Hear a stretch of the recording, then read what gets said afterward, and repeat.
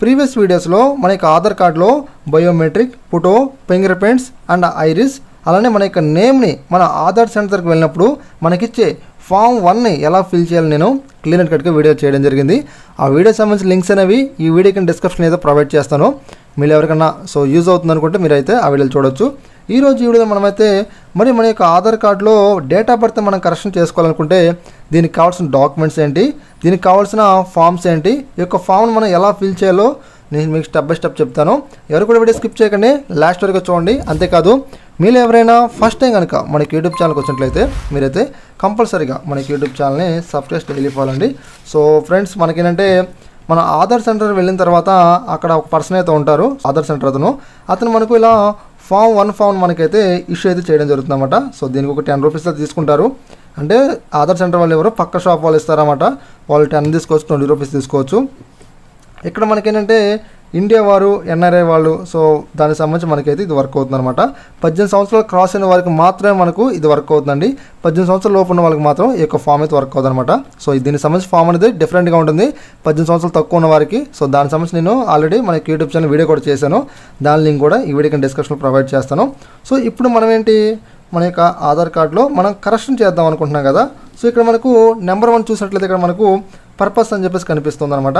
Enrolment అంటే కొత్తగా ఎవరైతే ఆధార్ కార్డ్ని ఎన్రోల్మెంట్ చేసుకుందాం అనుకుంటున్నారో, కొత్తగా ఎవరైతే ఆధార్ కార్డ్ క్రియేట్ చేయించుకుందాం అనుకుంటున్నారో వీళ్ళందరూ కూడా ఇక్కడ టిక్ చేయాలి. కానీ మనం ఏంటి, ఆల్రెడీ మనకు ఆధార్ కార్డు ఉంది కాబట్టి మనం అప్డేట్ చేసుకుందాం అనుకుంటున్నాం కాబట్టి, అంటే కరెక్షన్ చేయించుకుందాం అనుకుంటున్నాం కాబట్టి మనమైతే అప్డేట్ మనం టిక్ బాక్స్ మీద టిక్ ఇచ్చేయాలి.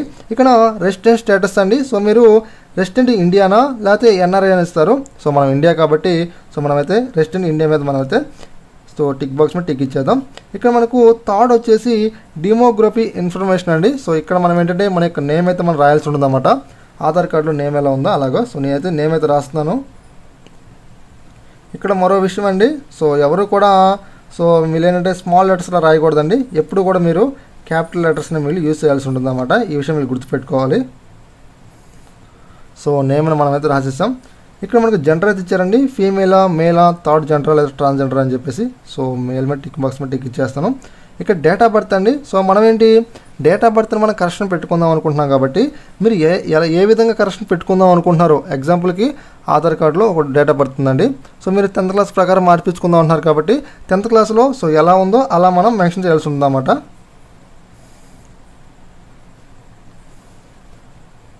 ఇక్కడ మన ఏజ్ ఇచ్చారు, ఇది రాయాల్సిన పని లేదు. ఇక్కడ వెరిఫైడ్ ఆర్ డిక్లేర్డ్ అని చెప్పి ఇచ్చారండి. తర్వాత అప్రాక్సిమేట్ అని చెప్పేసి ఇక్కడ వెరిఫైడ్ మీరైతే టిక్ బాక్స్లో టిక్ అయితే ఇచ్చేయండి. ఇక్కడ డౌన్లో మనకు ఈమెయిల్ అని చెప్పేసి మనకు కనిపిస్తూ ఉంటుంది అన్నమాట.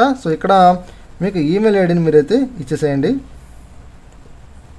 అన్నీ కూడా క్యాపిటల్ లెటర్స్లో రాయాలండి.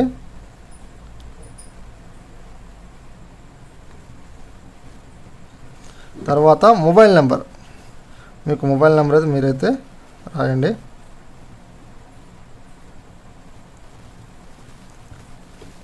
ఇక్కడ మనకు 4th కాలం కనిపిస్తుంది కదా, దీన్ని మీరు ఫిల్ చేయాల్సిన అవసరం లేదు.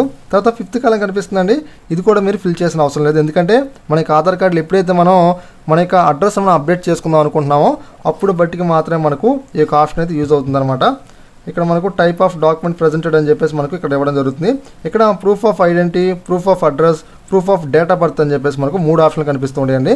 ఇక్కడ మనకు లాస్ట్ వన్ కనిపిస్తుంది కదా, proof of date of birth అని చెప్పేసి. ఇక్కడ నేను ఏం చేస్తానంటే ఎస్ఎస్సి మార్క్స్ మెమో,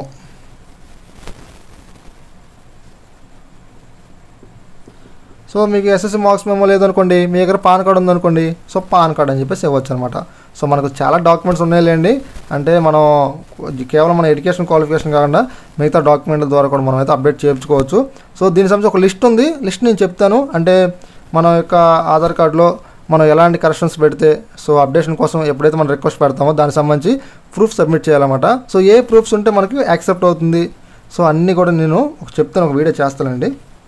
ఇక్కడ మనకు 6th కాలం కనిపిస్తుంది కదా, 6th కాలం కూడా మనం ఏంటంటే అడ్రస్ అప్డేషన్ కోసమేనండి. దీన్ని మీరు ఫిల్ చేసిన అవసరం లేదు. ఇక్కడ మీరు ఏం చేస్తారంటే 7th కాలంకి అయితే వచ్చేసేయండి. ఇక్కడ మనకేంటంటే ఆధార్ నెంబర్ అయితే అడుగుతారండి. మీ యొక్క ఆధార్ కార్డ్ నెంబర్ మీరైతే ఇక్కడైతే రాసేయండి. నేనైతే ఎగ్జాంపుల్గా ఇస్తున్నాను.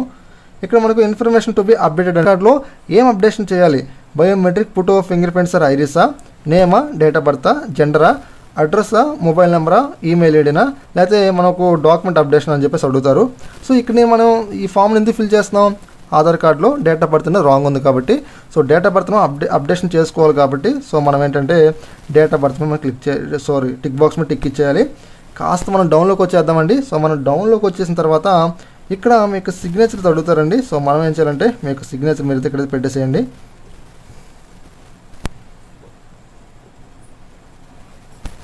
తర్వాత ఇక్కడ డేట్ అండ్ టైం కూడా సో మనమైతే రాయాల్సి ఉంటుందన్నమాట, లేకపోతే అక్కర్లేదు.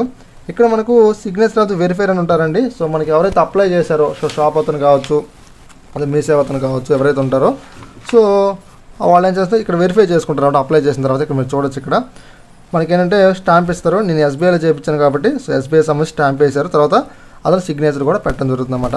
ఫ్రెండ్స్ మరి వీటికి మనం ఏ డాక్యుమెంట్స్ అటాచ్మెంట్ చేయాలంటే ఏం లేదు, ఈ ఫామ్ 1 తరువాత సో దీనికి మనకు సపోర్టింగ్ డాక్యుమెంట్ కింద సో ఎస్ఎస్సి మార్క్స్ మనం పెట్టాం కదా, ఎస్ఎస్సి మార్క్స్ మేము, తర్వాత మీకు ఆధార్ కార్డు మీరు కూడా అక్కడ కంపల్సరీ వెళ్ళాల్సి ఉంటుంది అన్నమాట. ఎందుకంటే ఏలుముద్ర వేయాల్సి ఉంటుంది, ఈ విషయం మీరు గుర్తుపెట్టుకోవాలన్నమాట.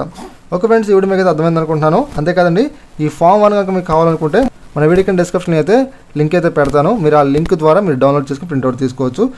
నెక్స్ట్ వీడియోలో మనమైతే మీకు ఆధార్ కార్డులో జెండర్ని ఎలా అప్డేట్ చేసుకోవాలో దానికి సంబంధించి ఫామ్ని ఎలా ఫిల్ చేయాలని అయితే ఒక వీడియో చేస్తాను. థ్యాంక్స్ ఫర్ వాచింగ్ అండి. ప్రతి ఒక్కరు కూడా సబ్స్క్రైబ్ చేసుకుని మాకు సపోర్ట్ చేయండి. Thanks for watching.